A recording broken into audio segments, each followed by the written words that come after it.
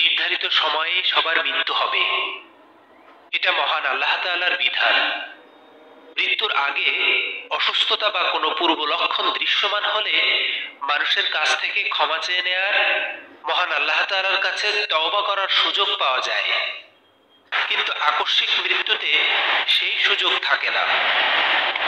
মহানবী সাল্লাল্লাহু আলাইহি ওয়াসাল্লাম আকস্মিক মৃত্যুকে কিয়ামতের আলামত হিসাবে অভিহিত করেছেন। মুসনাদে আহমদের ৭৯১২ নম্বর হাদিসে হযরত আনাস ইবনে মালিক রাদিয়াল্লাহু তাআলা আনহু থেকে বর্ণিত, নবী সাল্লাল্লাহু আলাইহি ওয়াসাল্লাম বলেছেন, নিশ্চয়ই কিয়ামতের আলামত সমূহের মধ্য থেকে এটাও একটা যে আকস্মিক মৃত্যু বৃদ্ধি পাবে। আর এই আকস্মিক মৃত্যুর অন্যতম ধরন হলো অগ্নিকাণ্ড বা দাবানলে অস্বাভাবিক মৃত্যু। সম্প্রতি যুক্তরাষ্ট্রে ভয়াবহ দাবানল ছড়িয়ে পড়েছে। গত ৭ জানুয়ারি শুরু হওয়া এই দাবানল এক সপ্তাহ পেরিয়ে গেলেও নিয়ন্ত্রণে আনা যাচ্ছে না। হাজার হাজার একর এলাকা জুড়ে দালানকোটা, ঘরবাড়ি পুড়ে ছারখার হয়ে গেছে। মারা গেছেন ২৪ জন, অগ্নিদগ্ধ হয়েছেন প্রায় ১২,০০০-এর বেশি মানুষ। অনেক আলেম যুক্তরাষ্ট্রের ভয়ঙ্কর দাবানলকে কিয়ামতের আলামত হিসেবে দেখছেন। আবার অনেকে বলছেন ফিলিস্তিনের নিরপরাধ মুসলিমদের ওপর আমেরিকার নির্যাতন নিপীড়নের শাস্তি হিসাবে গজব নাজিল করেছেন আল্লাহ তাআলা। তবে আগুনের বিষয়ে ১৪০০ বছর আগেই ভবিষ্যৎবাণী করে গেছেন রাসূল সাল্লাল্লাহু আলাইহি ওয়াসাল্লাম।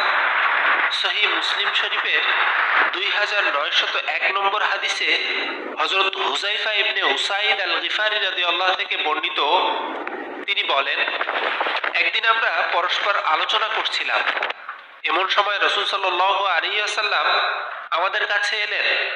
তিনি জিজ্ঞেস করলেন, তোমরা কি বিষয়ে আলোচনা করছিলে? উপস্থিত সাহাবীরা বললেন, কিয়ামত প্রসঙ্গে।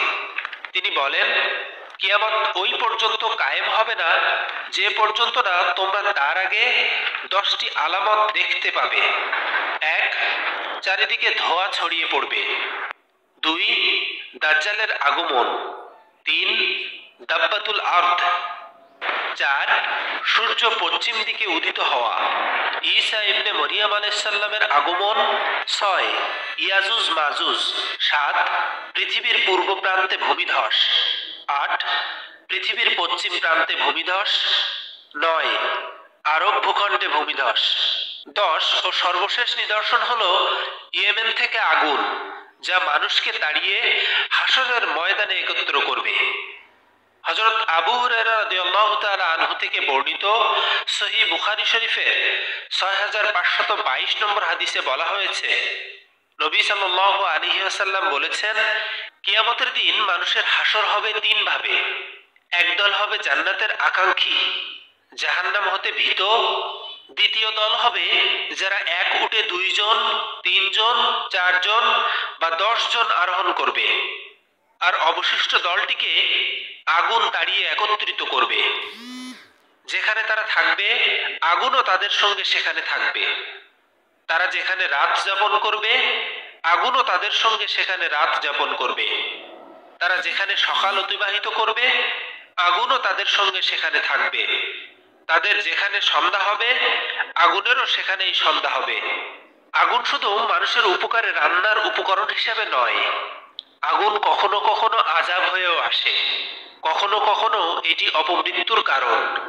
আর কিয়ামতের আগে আগুনের ব্যাপ্তি ঘটবে, আগুনকে কেন্দ্র করে বিপর্যয় ছড়িয়ে পড়বে। মহান আল্লাহ তাআলা আমাদের এসব ফিতনা থেকে হেফাজত করুন। আমিন।